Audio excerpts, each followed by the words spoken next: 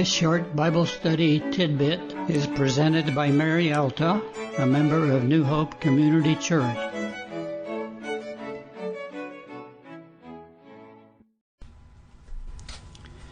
This chapter, chapter 17, describes the judgment that John was told is coming. It concerns Babylon and those who dwell on the earth. That phrase, those who dwell on the earth, or it may be translated inhabitants of the earth, refer only to those who are not believers. They are the ones who blasphemed God because of what was happening to them. With that in mind, let us look at what John is shown next.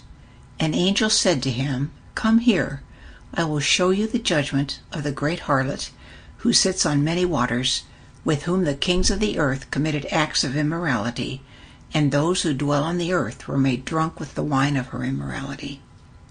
In order to see these things, John was in the Spirit and taken into a wilderness. In that wilderness he saw a woman sitting on a scarlet beast, full of blasphemous names, having 7 heads and 10 horns.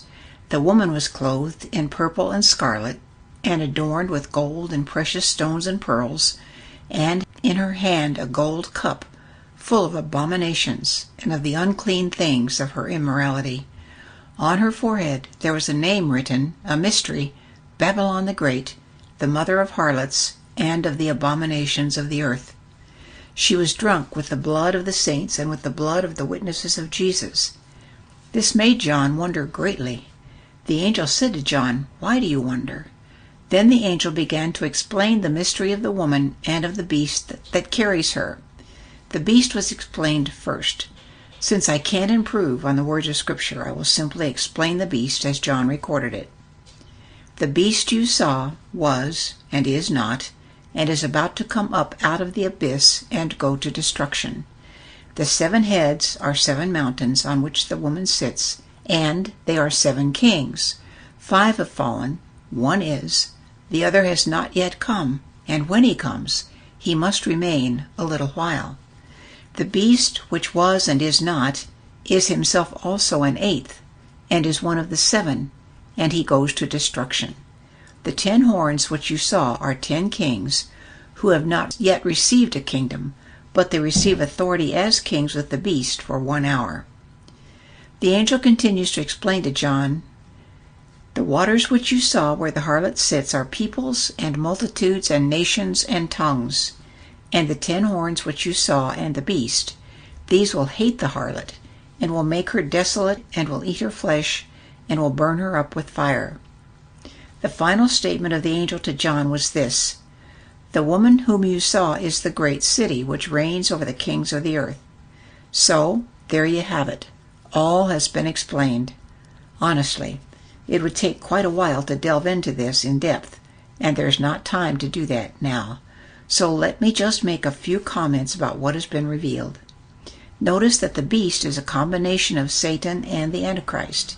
He is scarlet, is indicative of Satan, but whereas Satan had diadems on his 7 heads, the beast has diadems on his 10 horns. And since the horns are described as being 10 kings, that makes sense. The woman is described as being beautiful and alluring. She too has a golden cup, but it is full of abominations. Remember the golden bowls full of wrath? Turning to the woman, she is named Babylon, and we are told that she is the great city, which reigns over the kings of the earth. At the beginning, she seems to be in control. She is riding the beast. But later, the beast and the kings turn on her and completely destroy her. The kings were given authority for 1 hour. They have one purpose, to wage war with the Lamb. But while they are waiting for that purpose to be fulfilled, they take care of Babylon. It seems the Antichrist no longer needs her. She has become a detriment to his total control. So she is completely annihilated.